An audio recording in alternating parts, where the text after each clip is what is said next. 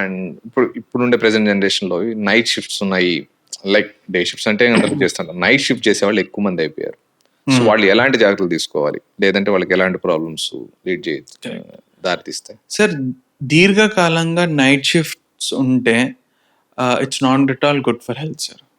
But తప్పట్లేదు కదా ఇప్పుడు ఉండేది వాటి. Yes. So only initial stage, అంటే మీ లైఫ్లో కెరియర్లో వెళ్ళాలి అంటే ఆ టైంలో చేయండి. But as soon as possible మీకు ఛాన్స్ ఉంటే, even though pay is less, pay ఒకవేళ తక్కువ ఉన్నా కానీ ఆర్ మీకు అనుకున్నంత ఫెసిలిటీస్ లేకపోయినా కానీ try to shift to morning shift.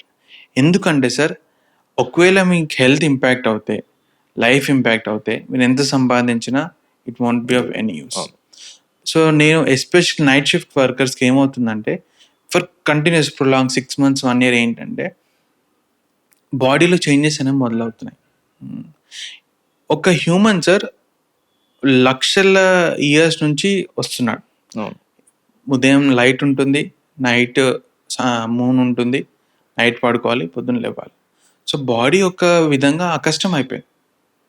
అంటే ఈ టైంలో హార్మోన్స్ రిలీజ్ అవుతాయి, ఈ టైంలో ఇవి రిలీజ్ అవుతాయి.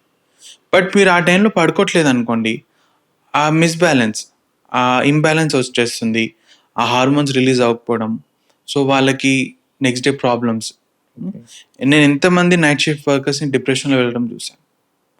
వాళ్ళ నా దగ్గర వచ్చి చెప్తారు, నేను ఇమీడియట్గా సర్టిఫికేట్ ఇస్తే వాళ్ళకి షిఫ్ట్ చేస్తున్నాను మార్నింగ్.